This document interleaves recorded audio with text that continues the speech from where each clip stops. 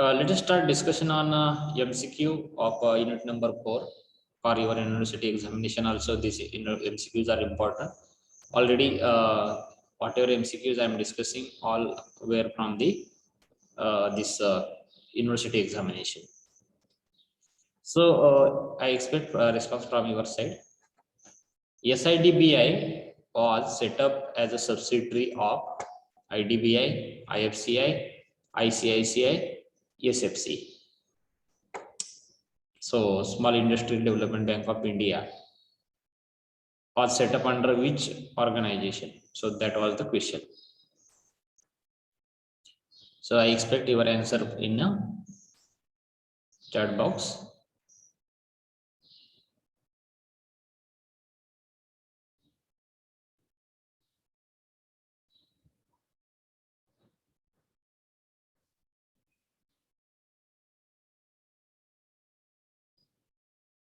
Any guess?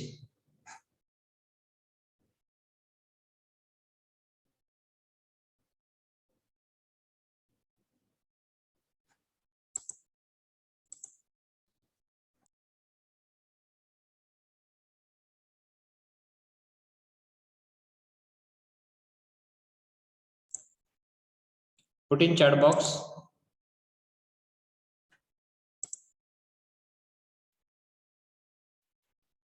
SIDBI, Industrial Development Bank of India, right? We have seen one of the supporting agency of Government of India, that is SIDBI. So name itself indicating this, you can see Industrial Development Bank of India.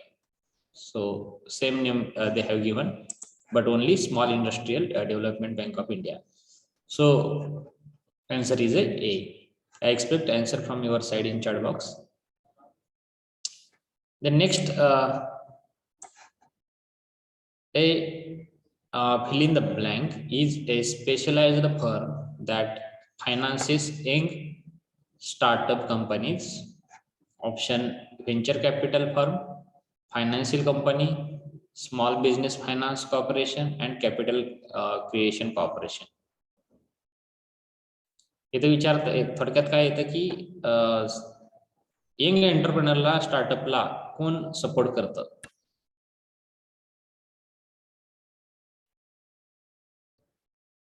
And it is like specialized firm for the young and startup companies. We have seen angel investors are there, venture capitalists are there. These two specialized firm are there, those who are supporting young and startup companies, right? So venture capital firm is the answer. Question is related to general knowledge.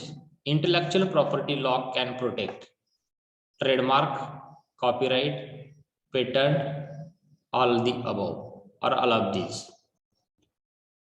IPR, intellectual property law, can protect trademark, copyright, patent, and all of these. Patent means we can say like for physical product, most of the people register and they get the right to use that. Copyright is like that only. It is also intellectual property, but related to music and some literature like that. And trademark, we seen like some symbols are there for every organization, right? So such a symbols, logos comes under the trademark. So what is the answer? Put in chat box.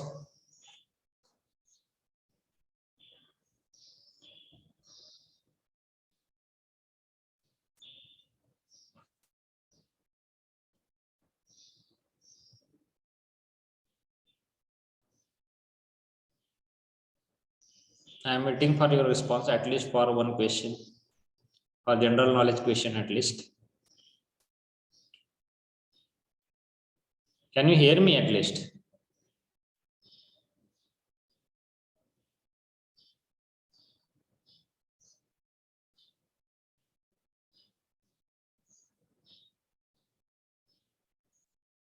Hello, can you hear me?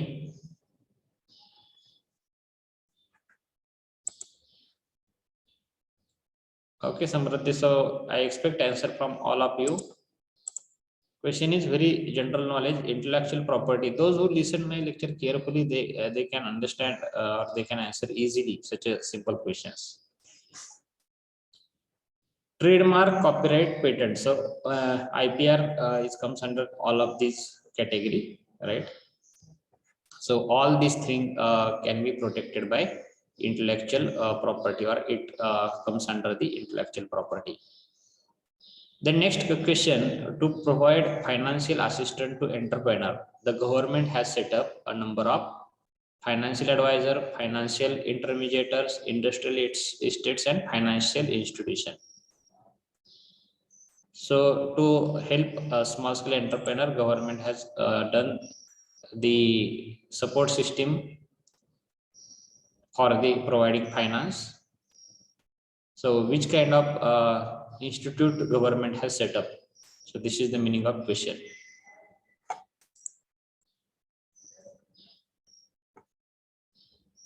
Yes, somebody responded. Exactly, financial institutions, right? Financial institutions like SIDBI is there, NABARD is there. So we have seen a list of supporting agency specifically to provide the finance. Government has provided the financial institutions. Government has set up the financial institutions. So correct answer is D. Which of the following is a function of SIDBI? So Small Industrial Development Bank of India. So their function list is there. Extension of seed capital, discounting of bills, and providing factoring services. So any guess?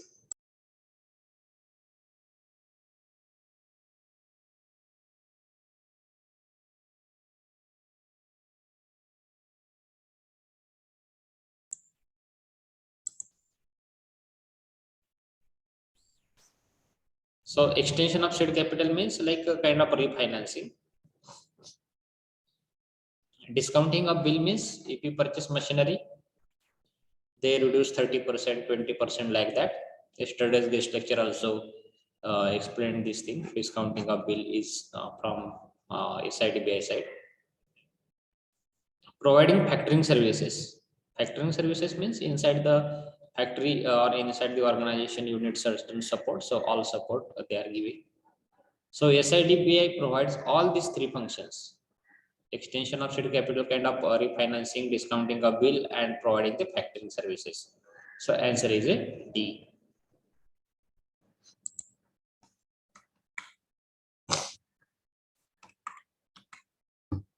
Next question. Investment in equipment service sector in a small scale industry should be. Now here which type of industry? Small scale but service industry. Okay, so investment up to how much amount it will be there, that so that it will be called as a small scale industry sector. So question may be they may twist the question, like they may put here manufacturing sector. So this amount is going to change.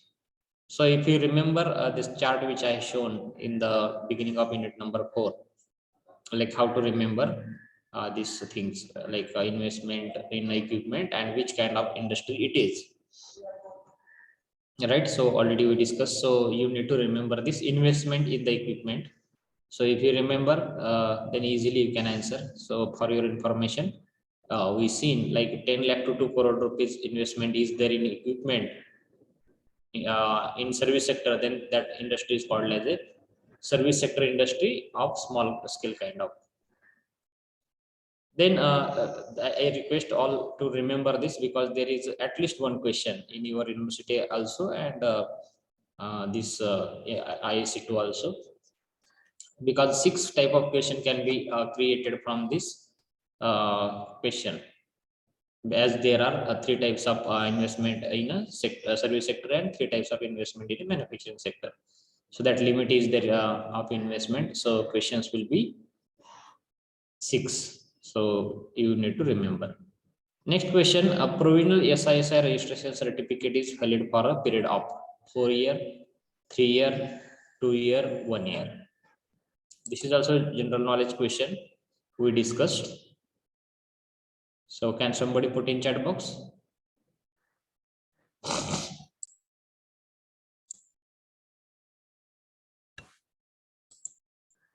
We have seen one of the step in establishing the industry, steps in setting up a small unit. So there was one step related to provisional registration of small scale industry.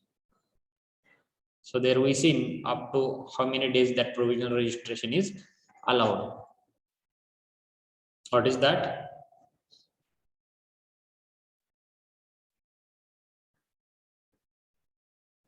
I think you forgotten. So for 1 year only, this provisional registration is valid. Then next one is, this is also a very general knowledge question you should answer. District industry centers are located at, in each district, in each state, only in selected districts, and only in selected states. I hope you should answer this question in chat box. District industry center are located in each district, in each state, only in selected districts, only in selected states.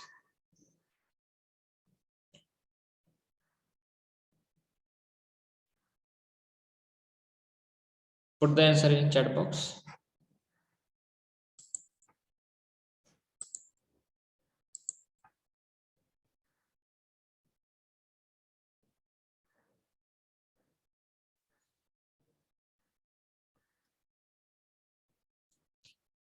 Very general knowledge, right?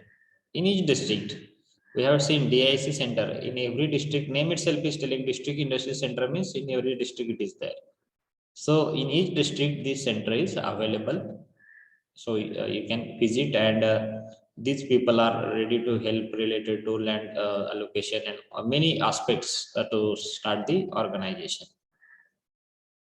The next question is the purpose of soft loan scheme is to encourage units to undertake modernization of plant and machinery, replacement of the plant and machinery, renovation of the plant and machinery. So in industry, people are providing the soft loan. So concept of soft loan is nothing but with very less interest. Maybe if there is a 10% interest rate is going on for common loan, like 8%, 6%, 5%. So they will give at 1% or 1.2%, 1.3%, like that interest rate will be there. So that loan is called as a soft loan. And most of the time there is no interest on it also. So this kind of loans are soft loans. So now what is the purpose? Why kind of these soft loans are there? So options are like modernization of plant and machinery. So in your organization, you are belongs to small scale sector. They are helping you to modernization of machinery. So if you are having very older machinery, older technique you are using, so for that purpose also this loan is provided.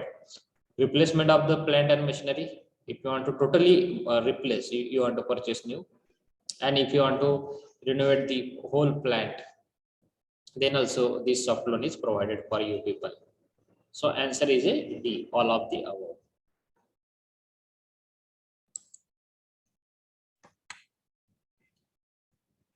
Next question related to export thing. The small scale unit wishing to export has to obtain exporter's code number from. So we have seen one demonstration of IEC code, right? Import export code. Anybody remember under which category they offer this import export code?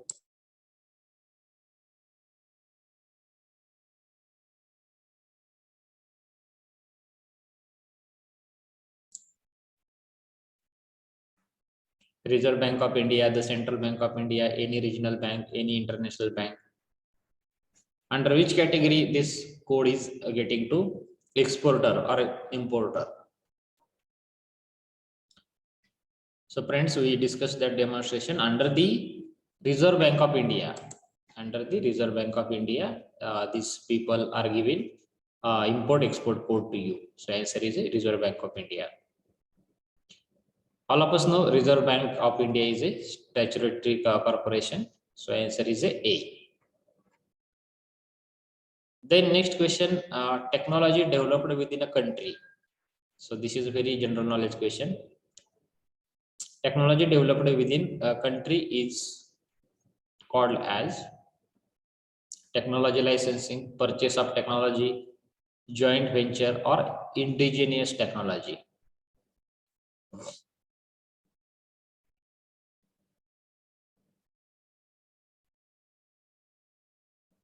Any guess?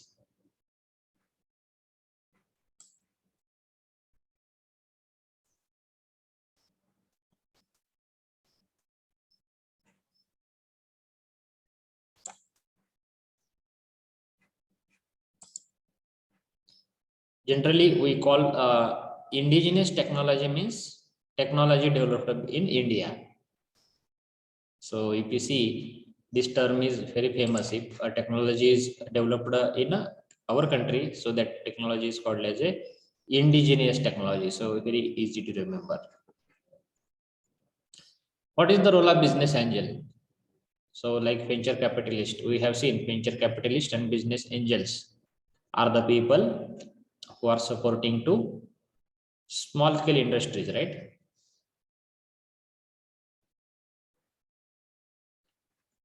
So any guess? To provide small business advice, to provide capital for business development in exchange of stake in the business ownership, to set up the franchise business, or to assist an entrepreneur to open a lifestyle business. What is it? So business angel itself is fund providing agency, right? That agency or that person is there.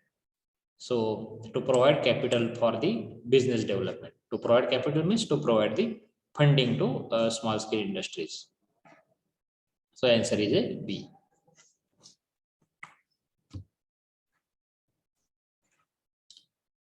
Which of the list below does not intellectual property? Which of the list below does not from the intellectual property? Trademark, patent, tangible asset, copyright. This is also general knowledge question. You should answer it. Any guess?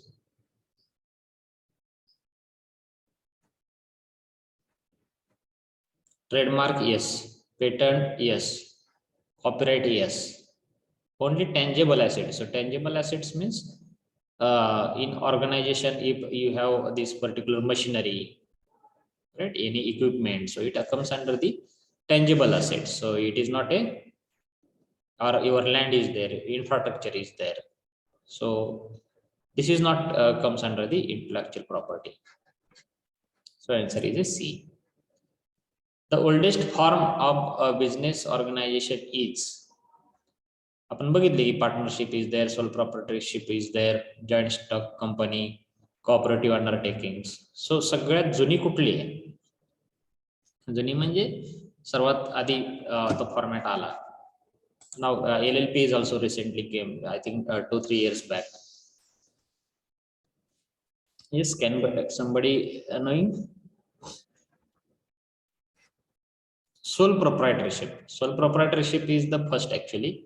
Sole proprietorship means a person individually started that particular enterprise. So सुरुवात इथून झाली, त्याच्यानंतर मग partnership आले, joint stock company आले, cooperative companies आले, right, public PSUs आले. Getting?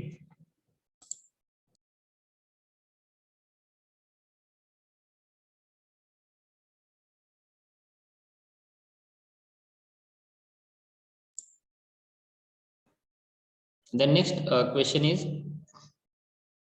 person owning and running a small firm is known as. Person owning and running a firm as means what? Person is having his own organization and he himself is running that. So what kind of pattern it is? So it is basically an owner manager. Means owner is there and he is managing. So this kind of pattern is called as a owner manager type of system. So person owning and running a small firm is known as a owner manager because he is managing and he is also owner. So answer is a B. The application for registration of a small scale unit should be submitted to कुणाला द्यायचं असतं submit application? General manager DIC, director DIC, director NSIC, or general manager NSIC. Actually, very nearest place to you where you will get the support for establishing your own organization is the DIC center. So in a DIC center, general manager is there. Director is not there actually. So there is a general manager. So you can submit your application there. So this is one of the policy, oldest policy question. The policy which stressed the role of cottage and small scale industries for the balanced industrial development of the country. So actually we have seen various IPRs, right? Industrial policy resolutions. So if you remember IPR 1948 after independence, that IPR came and they basically focused on the small scale industries. Getting? So related to small scale industries, they focused there. So answer is a B.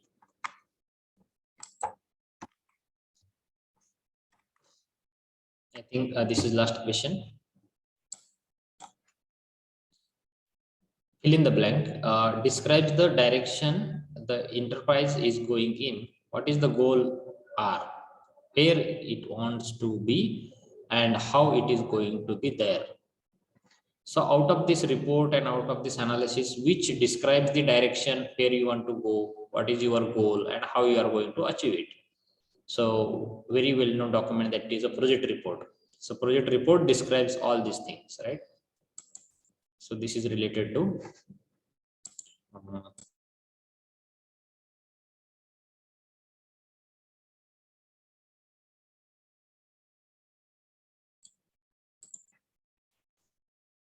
yes, any doubt in these MCQs, because these MCQs are important for your MCQ, online MCQ test, university examination test, IIC also, right? So I have discussed the MCQs from previous university question papers.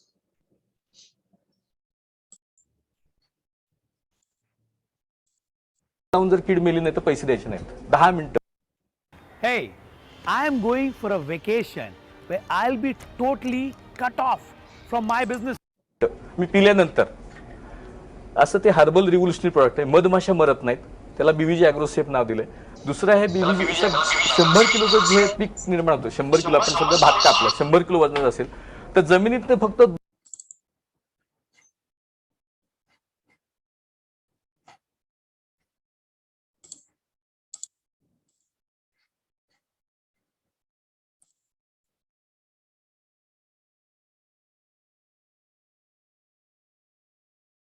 दोन kilo घेतो ते. बाकी 98% हवा, पाणी आणि carbon dioxide त्यातनं घेतं. पण ते 2% घेण्यासाठी झाडांच्या मुळं लहान असतात, त्यांना काय असं चमच्याने भरवता येत नाही, त्यांना ओढून घ्यायला लागतं. ओढून घेण्यासाठी जोपर्यंत मायक्रॉनच्या खाली विरघळत नाही जे अवेलेबल आहे ते, तोपर्यंत झाडांना इंटेक करता येत नाही.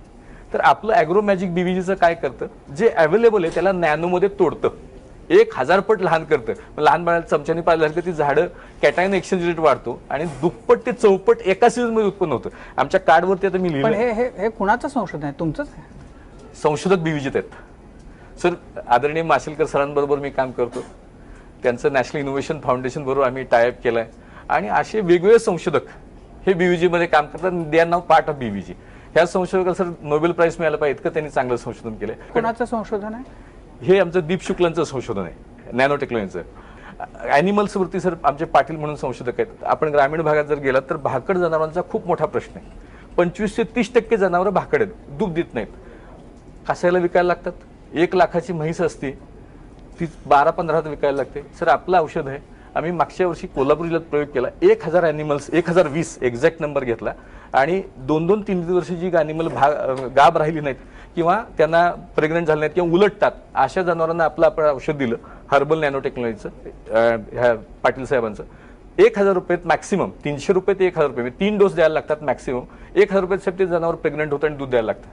दुभती गाय म्हैस असेल तर 3 आठवड्यामध्ये 20% दूध वाढतं. 3 आठवड्यामध्ये म्हणजे शेतकऱ्याला 100 रुपये ते 200 रुपये फायदा होतो, खर्च 10 रुपये, त्यात माझा फायदा 1.5 रुपये. थोडंसं सोशलिस्टिक अँगलनी बघतो मी की तळागाळातल्या लोकांना, आणि याच्यामध्ये सर इतकं ह्या अभ्यासाची गरज आहे. मी भारतातली किंवा आशिया खंडातली सगळ्यात मोठी शिक्षण संस्था आहे त्यांना मध्ये भेटलो. 4.5 लाख मुलं शिकतात. म्हणजे बालवाडीत 100 मुलं ऍडमिशन घेतात, सगळी ग्रामीण भागातली असतात. 12वी होईपर्यंत माती परीक्षण हा विषयच नाहीये.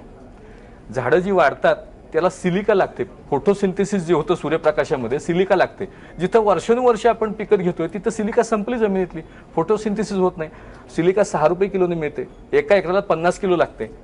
300 रुपये खर्च फक्त सिलिका टाकायचं. कोकणामध्ये जिथं भात आहे कुठेही तुमचं उत्पन्न 25 ते 50% वाढतं फक्त सिलिका टाकली की. माती परीक्षण महत्वाचं आहे, पाणी परीक्षण महत्वाचं आहे. पाण्याचा पीएच जो आहे तो 6.5 ते 7.5 असेल तरच ते 13 मायक्रोन्यूट्रिएंट घेता येतात. कमी असेल तर 4 घटक मिळतात, जास्त झालं तर 4 मिळतात. इलेक्ट्रिकल कंडक्टिव्हिटी जमिनीची असती वाढली, बाकी सगळं चांगलं आहे, पण फक्त इलेक्ट्रिकल कंडक्टिव्हिटी वाढली तर 100 किलो ठिकाणी 10 किलो उत्पन्न येतं. हे नॉलेज आपण कधी दिलंच नाही. फार फार ग्रेट नाही सर. 3-3 पानात लिहिलंय मी इथं, 3 पानामध्ये लिहिलंय की कसं तुम्ही पीक बघायचं आणि उत्पन्न वाढवायचं. आणि गॅरंटेड दुप्पट तिप्पट म्हणजे मायक्रोन्यूट्रिएंटची कमतरता, organic carbon, silica, molybdenum, boron, potash हे सगळ्यांची कमतरता, आणि खर्च खूप नाहीये. म्हणजे 1 रुपया खर्च केला तर मिनिमम 6 ते 12 रुपये उत्पन्न वाढतं 1 रुपयाच्या अगेन्स्ट. आता मी गावं दत्तक घ्यायची योजना आणली आहे आणि आम्ही आता जवळपास 12-13 गावं दत्तक घेतलीत महाराष्ट्रामध्ये. माझा प्रयत्न काय की अख्ख्या गावचं उत्पन्न 3 वर्षामध्ये दुप्पट करायचं. त्या ग्रामीण भागातल्या माणसाला शहरात यायलाच लागतं. तुम्ही आडपाटीवरून आला, मी रहमतपूरनं आलो, आपल्याकडे जी शिकली ती गावात राहिली, त्यांची काही चूक नाही, त्यांना कधी आम्ही शिकवलं नाही. मी मध्यंतरी एका ऊस संशोधकांना भेटलो की ऊसाचं उत्पन्न महाराष्ट्राचं 28 टन आहे, 150 टन काढता येतं म्हणले, 200 टनही काढता येतं. आणि त्यांनी मला एवढा मोठा ग्रंथ दिला. म्हणलं साहेब एवढापर्यंत कधी वाचणार तो शेतकरी, 2 पानात सांगा ना, हे हे हे हे हे करा, ही चेकलिस्ट. तशी साहेब चेकलिस्ट तयार केली की ह्या 10 गोष्टी करा, उत्पन्न दुप्पट होणार, उत्पन्न तिप्पट होणार. इस्रायलचे 2 लोक सर बीव्हीजी मध्ये कामाला घेतलेत, इस्रायलचे 3-3 लाख रुपये पगार देऊन कामाला घेतलेत. कारण इस्रायलमध्ये टमाट्याची शेती करतात. मी रहमतपूरला टमाट्याची शेती केली, एका एकरामध्ये मला 15 टन टमाटे झाले ओपन फील्डमध्ये. इस्रायलमध्ये ओपन फील्डमध्ये 100 टन टमाटे होतात, 100 टन, आणि ग्रीन हाऊसमध्ये 250 टन. असं का? त्यांच्याकडे पाणी सगळ्यात कमी, म्हणजे आपल्याकडे सगळ्यात कमी पाऊस पडतो, त्याच्यात निम्मा पाऊस त्यांच्याकडे पडतो. जमिनीला काही पोषक नाहीये तरी ते एवढं जर करतात तर मग आपल्याला काय अवघड आहे? म्हणजे हेडरूम अवेलेबल फॉर ग्रोथ किती आपल्याकडे? 6 टाइम्स अवेलेबल आहे. आपण दुपटीच बोलतोय. आदरणीय पंतप्रधानांनी स्वप्न बघितलंय की 5 वर्षात दुप्पट करायचं, पण प्रामाणिकपणे प्रयत्न केले आणि तुमच्यासारखी माध्यमं बरोबर आली आणि आपण जर एक वेगळी चळवळ म्हणून चालू केली तर साहेब 2 वर्षाने 1 वर्षात आपण दुप्पट करून दाखवू. आणि ऑर्गॅनिकली, रासायनिक नाही वापरून, ऑर्गॅनिकली, ज्याला जगभरामध्ये मागणी आहे. मी आता 1 जून ते 31 जुलै या 2 महिन्यात मी भारताबाहेर 42 दिवस होतो. राहिलेल्या 18 दिवसात पुण्याबाहेर 10 दिवस होतो, पुण्यात 8 दिवस होतो. तर ह्या मी काय केलं, लंडनला गेलो 7 दिवस, लंडनमध्ये काय अपॉर्च्युनिटी मला आहेत, कॅनडाला गेलो तिकडे काय अपॉर्च्युनिटी, अमेरिकेत पहिल्यांदा गेलो तिकडे काय अपॉर्च्युनिटी आहेत. अशा वेगवेगळ्या देशात फिरून अपॉर्च्युनिटी बघतोय. ग्लुटन फ्री तिकडे काय झालंय, सकाळ दुपार संध्याकाळ गव्हाचा तो ब्रेड खाऊन लोकांना ग्लुटन टॉलरन्स झालाय आणि ग्लुटन खाल्लं की ढवळतं पोट, त्यांचं खाताच येत नाही. तर ते ग्लुटन फ्री म्हणून सर तिथं पीठ मिळतं, ग्लुटन फ्री फ्लावर, आणि त्याची किंमत मी बघितली, मग त्याचं इंटिग्रेट बघितलं. ते साहेब 2 पाऊंड म्हणजे 160 रुपये, 200 रुपये, 300 रुपये किलोने मिळतं. काय ग्लुटन फ्री, ग्लुटन फ्री 300 रुपये किलो, 200 रुपये किलो. आपल्या ज्वारीचं पीठ, मालदंडी ज्वारीला इथं 20 रुपयांनी कोणी घेत नाही, आणि त्याचं पीठ केलं की तिकडे 200 रुपयांनी लाईन लावून घेतात लोक. तर हे नॉलेज आणायचा प्रयत्न करतोय. सातारला मेगा फूड पार्क करतोय, महाराष्ट्रातलं पहिलं मेगा फूड पार्क सातारला करतोय की त्या 5 जिल्ह्यामध्ये जी फळं भाजीपाला पिकेल त्याच्यावरती प्रोसेस करून जगभराची बाजारपेठ अवेलेबल आहे. मी आता एका मिडल ईस्ट कंट्री बरोबर करार करतोय, बहरीन बरोबर करार चाललाय आमचा करायचा, ऑलमोस्ट शेवटच्या स्टेजमध्ये, की त्यांना लागणारं बरंचसं आम्ही सातारला तयार करून त्यांना एक्सपोर्ट करू. जगात बाजारपेठ अवेलेबल आहे, पण ते उघड्या डोळ्यांनी बघितलं पाहिजे. संधी प्रचंड आहेत. व्हिजन वेगळी ठेवली. तुमचा परवा व्हिजनचा कार्यक्रम झाला, मी त्या दिवशी तेच म्हणलं तुम्हाला की व्हिजन काय केलं पाहिजे की महाराष्ट्राचं ॲग्रिकल्चर उत्पन्न 3 वर्षात दुप्पट झालं पाहिजे. ग्रामीण भागातल्या मुलांना शिक्षण देऊन त्यांना जगभरात ज्या ऑपॉर्च्युनिटीज अवेलेबल आहेत त्यांना आपल्याला तिकडे नेलं पाहिजे. सर, जर्मनीमध्ये जर्मन सरकारने बरोबर पण बोलताना बोललो की 10,000 लोकांचा करार झाला आहे की भारतातनं 10,000 लोकांना ते व्हिसा देतील हेल्थकेअर सेक्टरमध्ये काम करणार आहे. 7 वर्षापूर्वी MOU झाला, एकही माणूस गेला नाही. 3,000 पाऊंड पगार द्या, पण 3,000 युरो पगार द्यायला तयार आहे. 3,000 युरो, मी आज युरो 70-75 रुपये चाललाय. 2.25 लाख रुपये नर्सला किंवा त्या हेल्थकेअर सेक्टरमधल्या कामगाराला पगार मिळणार आहे. इथं 15-20 वरती कोणी देत नाही. 2-2 लाख रुपये पगार मिळाला तयार आहे. तिथं साहेब राहणीमानाचा खर्च काढला तर निम्म्याला निम्मा शिल्लक राहील. म्हणजे 60-70 हजार तिथं भागतं, 1 लाख शिल्लक राहतील. पण कधी त्याच्याकडे कोणी बघितलंच नाही. मी माझ्या पद्धतीने बघायचा प्रयत्न करतोय.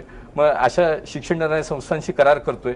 जर्मन इन्स्टिट्यूट भुवन जे मॅक्सिमम भुवन त्यांच्याशी करार करतो की तुम्ही जर्मन शिकवा आणि ह्या मुलांना जर्मनीत घेऊन जाऊ.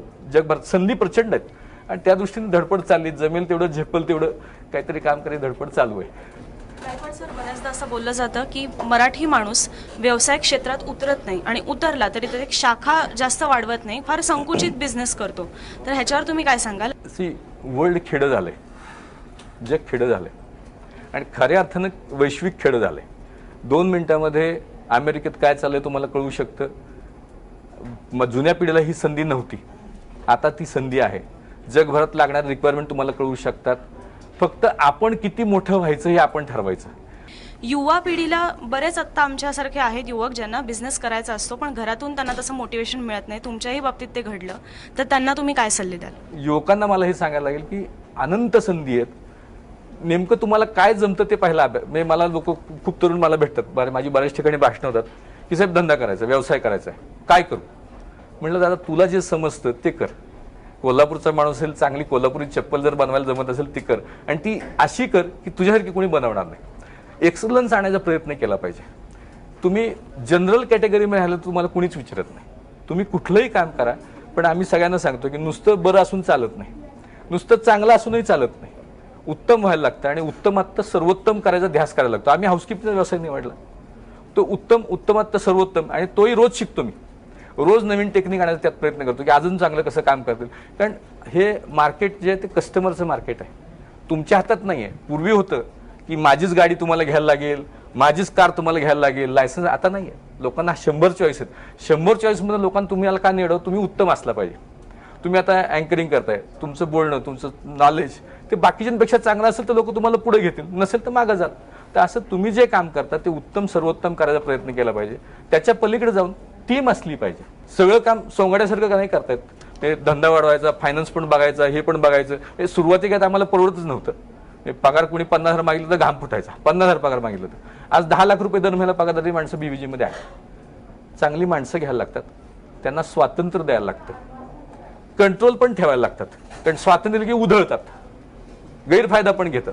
त्यामुळे कंट्रोल पण ठेवायला लागतो. म्हणजे ते असं एक थिन लाईन आहे की स्वातंत्र्य आणि कंट्रोल, आणि त्या लाईनवरती लोकांना ठेवायचं आणि पळा म्हणायचं. फॅमिली कल्चर ठेवायचं. त्यांच्यासमोर 100 उदाहरणं ठेवायची. माझ्याकडे बेंगलोरला सर एक अकाउंटंट कामाला होता. 3 महिने काम केलं फक्त कंपनीच्या कामासाठी. तो बेंगलोरवरनं हुबळीला जात होता आणि ॲक्सिडेंट झाला आणि तो गेला.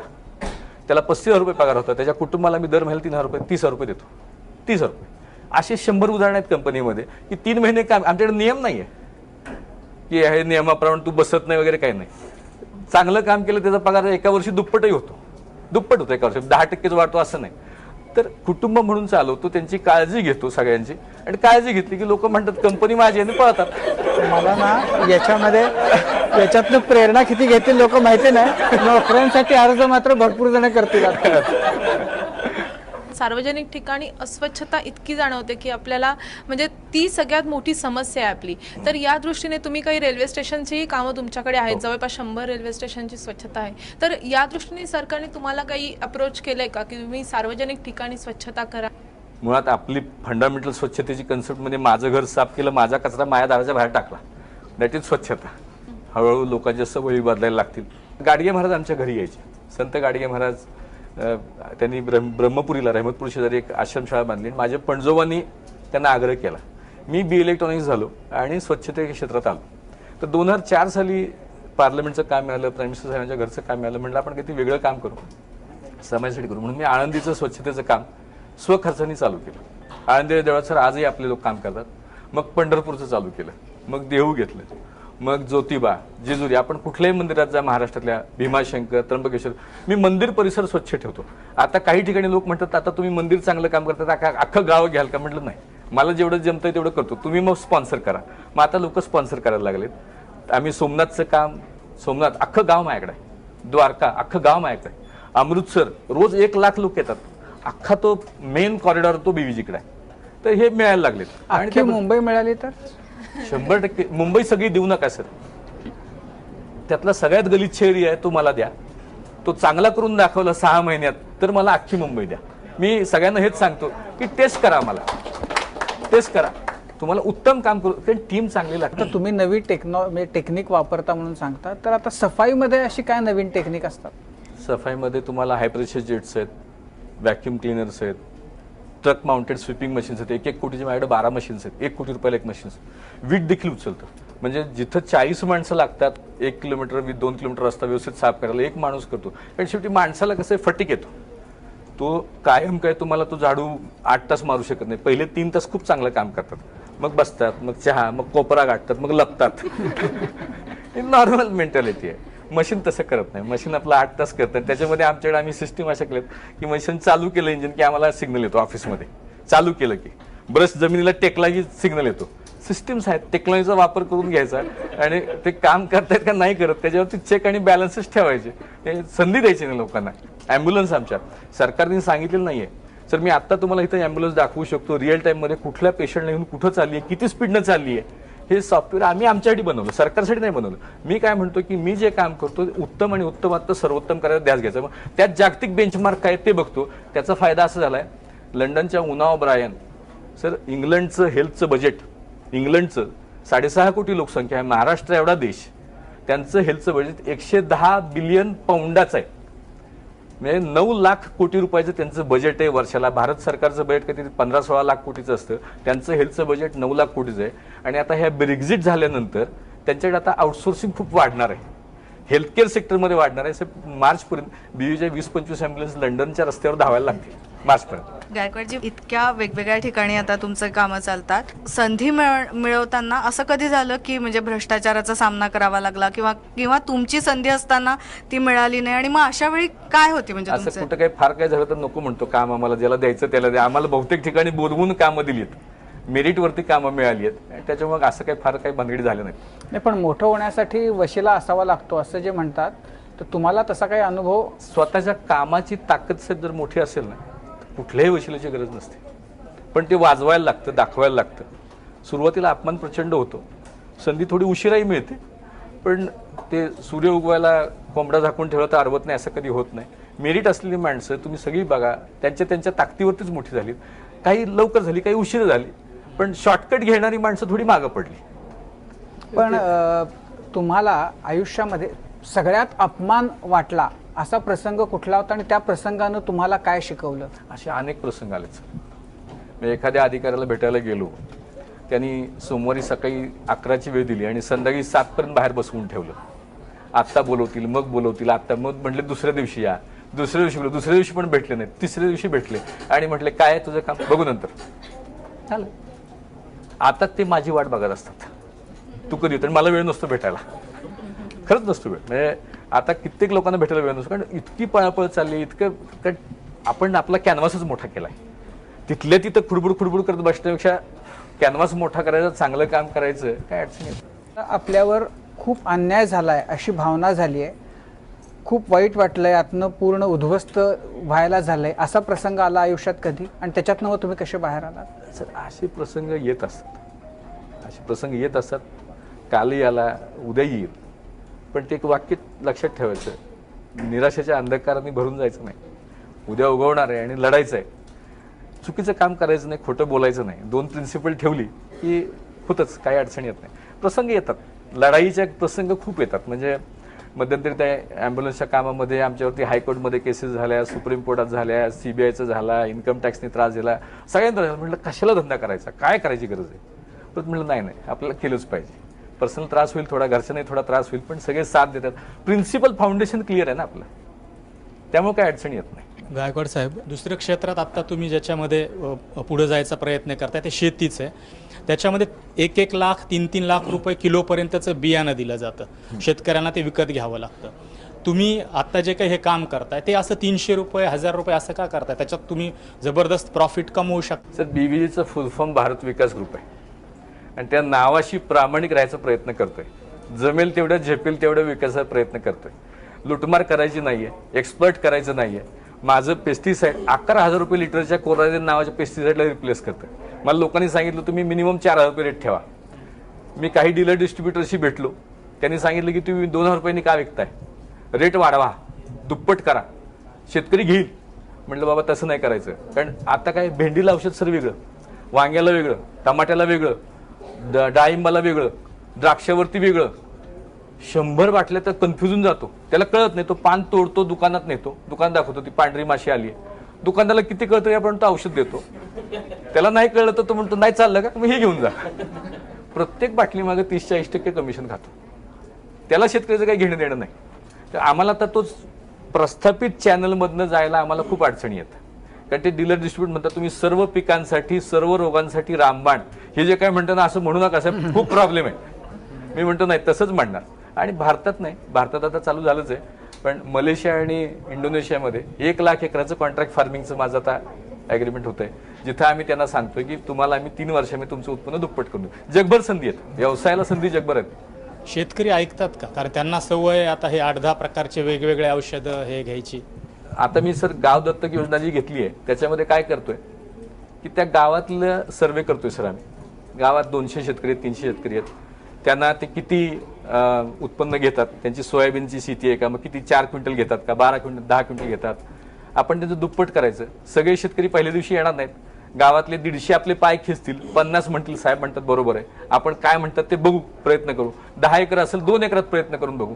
त्यांचं 2 एकरात दुप्पट झालं की अख्खं गाव मागं चालायला लागेल. आणि तशा पद्धतीने मी म्हणतो की 3 वर्ष लागतील, त्याचं कारण हेच आहे, नाही ते 1च वर्षात म्हणता येईल. पहिल्या वर्षी 50च शेतकरी येतील, दुसऱ्या वर्षी राहिलेले 150 येतील, तिसऱ्या वर्षी सगळं गाव होईल आणि चांगलं करता येईल काम. तुम्ही जगभरात फिरत असताय, तुम्हाला असं कधी वाटत नाही की जगातले रस्ते आणि आपल्याकडचे रस्ते खड्डेमुक्त असावेत त्यांच्यासारखे? खूप वाटतं. आणि तुमच्याकडून असं कधी होईल का? खूप वाटतंय. आता एक जर्मन टेक्नॉलॉजी बोलतोय त्यासाठी. मोस्ट प्रोबेबली आम्हाला जिथं रस्त्याचं काम आम्ही चालू करतो तुम्हाला एक खड्डा दिसणार नाही, आणि तसं भविष्यात होईल काही दिवसामध्ये. एखादं रस्त्याचं काम मिळतंय आम्हाला आणि मिळालं, म्हणजे ती वेगळी कंपनी आहे, तसं काम मिळालं तर आमचा खड्डेमुक्त असेल, 10 वर्षात खड्डा पडणार नाही असा प्रयत्न राहील.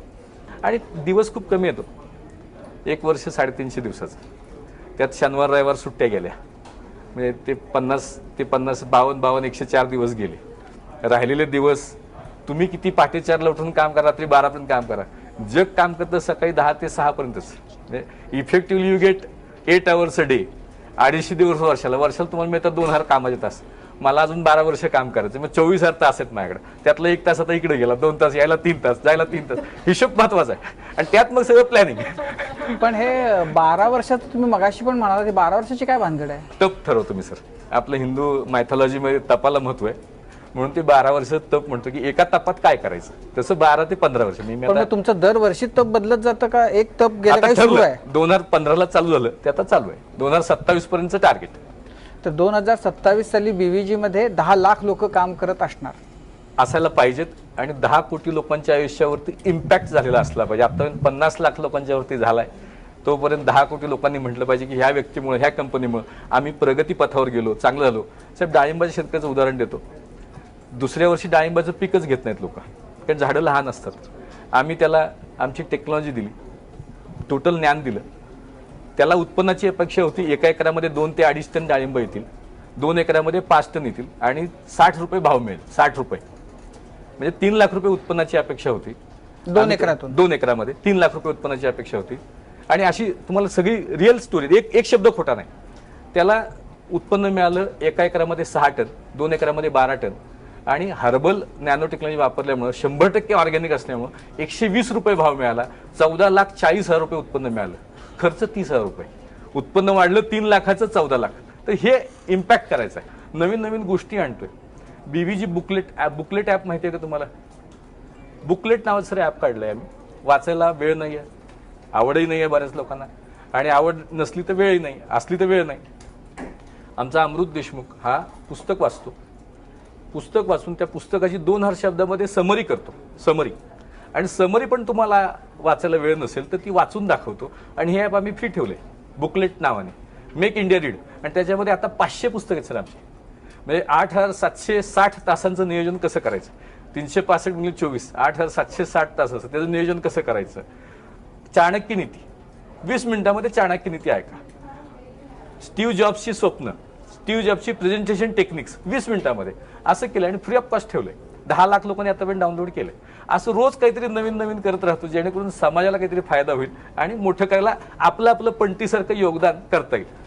ऊस शेतीबद्दल काही संशोधन केलंय. ऊस हे पाणी खाणारं पीक आहे, तर ठिबक असेल तरच परवानगी देऊ वगैरे असं आता सरकार म्हणते. तर तुमचं काय असं संशोधन आहे? सर आता वसंतदादा शुगर इन्स्टिट्यूटमध्ये आपल्या ह्या ट्रायल चालू झाल्यात आणि 2-3 कारखान्यांशी आम्ही बोलतोय की ॲव्हरेज त्या कारखाना क्षेत्रामध्ये ऊसाचं उत्पन्न 25 ते 30 टन आहे.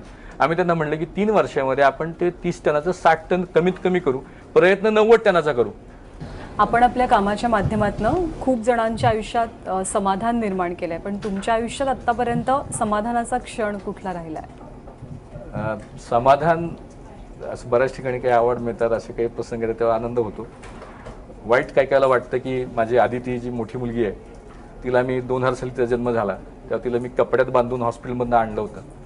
आज आदिती 5 फूट 6 इंचाची झाली आहे. डोळे बंद केले की आदितीची रूपं आठवा म्हटलं तर आदिती कपड्यातनं अशीच आठवते. तिच्याकडे कधी लक्षच द्यायला वेळ मिळाला नाही. तर हे ह्याचं वाईट वाटतं की फॅमिली लाईफ प्रचंड सॅक्रिफाईस झालं, पण काहीतरी कमवायच्या नादात झालं आणि घरच्यांनी तसा प्रचंड साथ दिला. आईने आशीर्वाद दिले. माझा भाऊ दत्ता खूप मला मदत करतो. आता तो डॉक्टर येतो पण तो आता मदत करायला लागलाय. मुली तक्रार करत नाहीत. काल परवा दिवशी वाढदिवस होता धाकट्या मुलीचा. ती सकाळीच म्हणली तुम्ही वाढदिवसाची पण घरी राहत नाही. म्हणजे ठीक आहे बा, आता हे काम आहे. मुंबईत ॲम्ब्युलन्स लॉचे मुख्यमंत्री साहेब उद्धव ठाकरे साहेब, मला गेलंच पाहिजे. तर हे होतं, पण ते तितकंच ते समजून घेतात आणि पाठबळ देतात. नाहीतर दुसरे कोणतरी आता नवीन मी ऐकतो घटस्फोटाची कारण, शनिवार रविवार सुट्टी घेत नाही, हॉटेलमध्ये नेत नाही, पिक्चर दाखव म्हणून घटस्फोट घेतात लोक.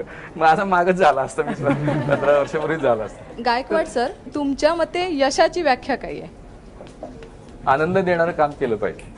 तुम्ही स्वच्छता, शेती या विविध क्षेत्रात तुम्ही काम केले. महिलांसाठी काय तुम्ही करणार आहात का किंवा काय करताय का? महिलांसाठी असं स्पेसिफिक काही अजेंडा नाही, पण सातारला आम्ही प्राधान्य महिलांना देतोय काम करायला. ग्रामीण भागामध्ये जे आम्ही आता ॲग्रिकल्चरची टेक्निक शिकवायला लागलोय तिथं देखील महिलांना पुढे घेतोय की बाई शिकली की सगळं घर शिकतं. एक कुटुंब म्हणजे दोन्ही कुटुंब शिकतात राहतात की इकडेचं शिकतं तिकडचं शिकतं. त्या दृष्टीने आम्ही प्रयत्न करतोय आणि धडपड चालू आहे. तुम्ही इतक्या लोकांना मदत केली आहे, सगळ्यात जास्त समाधान देऊन गेलेली मदत कुठली आहे तुमच्यात, म्हणजे असं कायम लक्षात राहील अशी? एक असंच एका मोठ्या इंग्लिश वाहिनीने माझा इंटरव्ह्यू घेतला आणि मी नॉर्मली म्हणजे कर्मचाऱ्यांकडे जायला वेळ नसतो. दिवशीत मी हार्डली 10 लोकांशी बोलतो. 10च्या वरती मला बोलताच येत नाही. तर त्या बाईंनी सांगितलं की मला तुमच्या साईटवरती जाऊन इंटरव्ह्यू घ्यायचा, तुम्ही याल का माझ्याबरोबरती? आणि मग मी गेल्यानंतर एक दिवसाला आमची कामगार बाई होती आणि तिला कळलं की हे गायकवाड साहेब, ती रडायलाच लागली. मलाही कळलं ती बाई रडतीये का. त्या बाईला जास्त उत्सुकता लागली की ही बाई रडती का. मग तिला म्हटलं, थोडं शांत केलं, म्हटलं बाई ताई रडता का तुम्ही? नाही म्हटली, माझा देव मला भेटला. म्हणजे नवऱ्याने त्यांना हे झालं होतं, घरातनं काढून टाकलं होतं. 3 वर्षाचा मुलगा होता. म्हणले मी वेगळ्या घरात धुणं भांडी करायला कामात जायची. कोण 300 रुपये द्यायचं, कोण 500 रुपये द्यायचं आणि लोकांची वेगळी अपेक्षा असायची. असं गिधाडासारखं म्हणले बघायचे लोक. मला असं कधी घरातनं बाहेर पडते, पळून जाते असं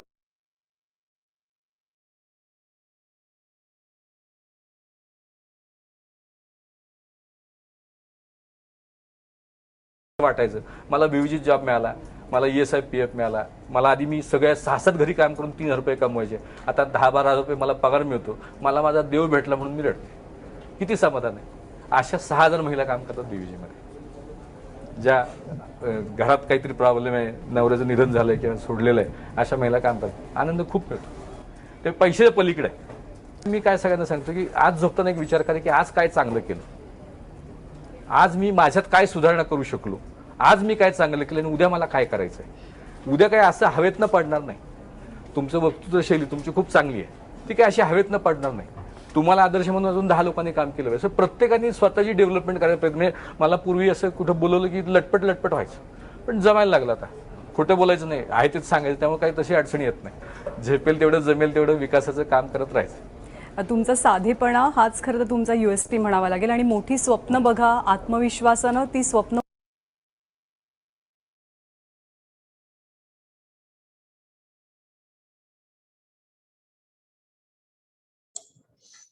I think, friends, we have discussed this case study. We have listened this case study very carefully, right? And we have seen like so many products that person is having, and out of that, if you see, his one app is there, right, that you can utilize immediately. That is Booklet app, right? So please use that Booklet app and install it and take the benefit of his product. Also, he is having so many products, and you can also take some of the ideas from him and become entrepreneur. With this, we'll conclude our syllabus of this particular subject. Thank you very much. So put your roll number in chat box and leave the meeting.